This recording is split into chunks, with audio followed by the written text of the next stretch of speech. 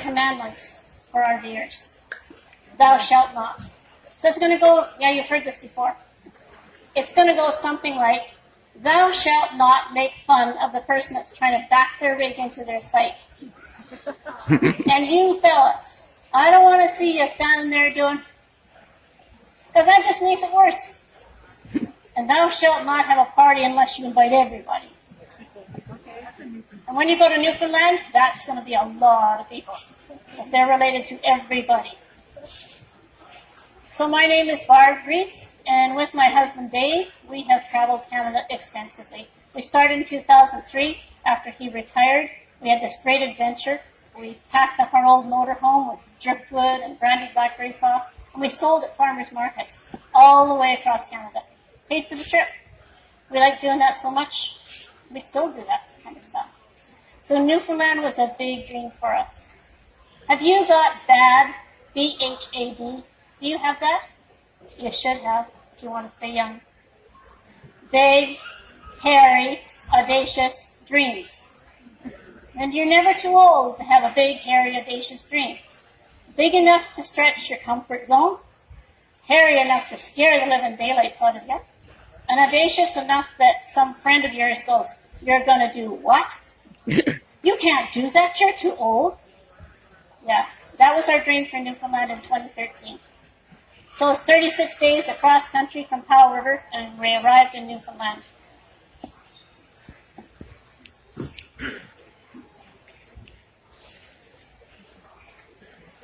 It was the summer solstice, June 21st, and we were getting on this beautiful cruise ship ferry that takes you out of Sydney, Nova Scotia.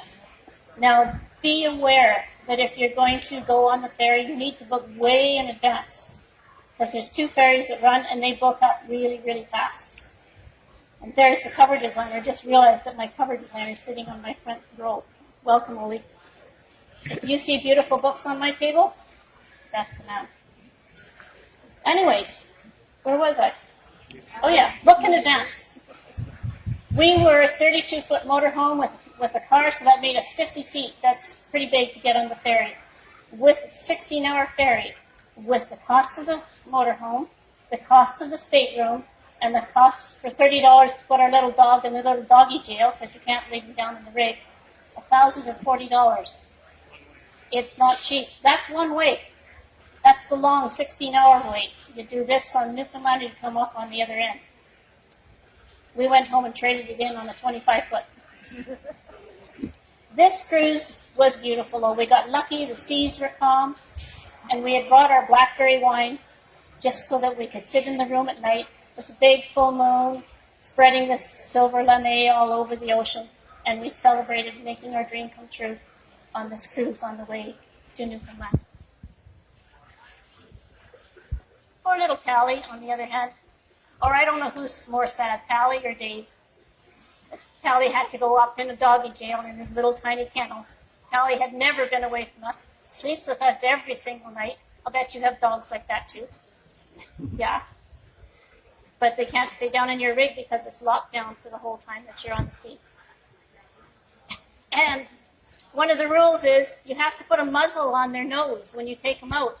If you know what Pally looks like, he's a Shih Tzu. He has no nose. You can't put a muzzle on his nose. So 16 hours later, welcome to Newfoundland, the seabird capital of the world.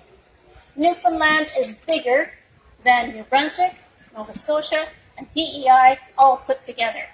It has the biggest coastline anywhere in Canada, 29,000 kilometers. Don't go there for a week unless you're going to one spot, because there's just way too much to see. So this is our Gentia on a rainy, wet day.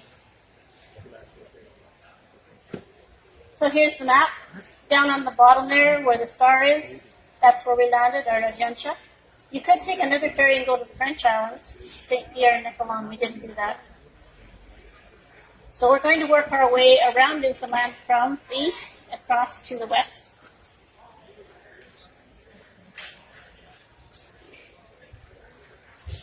And our first stop is at Rodriguez Winery. Does anybody here belong to Harvest Hosts? Anybody? No? Harvest Hosts is an organization where you can go and stay with, I understand, golf courses now, but wineries and farms all over North America, and you stay there for free, except maybe you buy a bottle of wine on the way out the door. So in this case, there is one in Newfoundland, Rodriguez Winery. It is the biggest fresh fruit winery in Canada, and it is the only legal distillery in Newfoundland too. There's a lot of hooch being made over there. This is an old hospital that they got the winery in. They also make iceberg vodka. You know how to hunt an iceberg? It's very technical. You get in a little Newfie dory and you row out and you have a gun and you shoot this iceberg in the side. And the whole thing just calves and all these birdie bits fly all over the ocean. And then you go out there and you rake them all in, and you get them in your big tank and you melt them down and you got iceberg vodka. Or at Kitty Bitty, iceberg beer. That's how you hunt an iceberg. So we left our motorhome here and we went down to St. Mary's Ecological Reserve. Now we knew about it because we'd gotten this ahead. This is your Newfoundland Bible. If you're going to Newfoundland, get a hold of Newfoundland Tourism and ask for this book. They'll send you a map as well because it's got everything in it. All the campgrounds, all the places, what to do, what to see. Make sure you take that with you. Study it in advance. St. Mary's Ecological Reserve is on old fishing grounds. Like in the 1700s, there was so much fish down there, they were fishing. And the birds know this fish too. So this is where 5,400 pairs of northern gannets come to nest. From Africa. Fly all the way from Africa. See that rock off of where Dave is? That's their nesting site.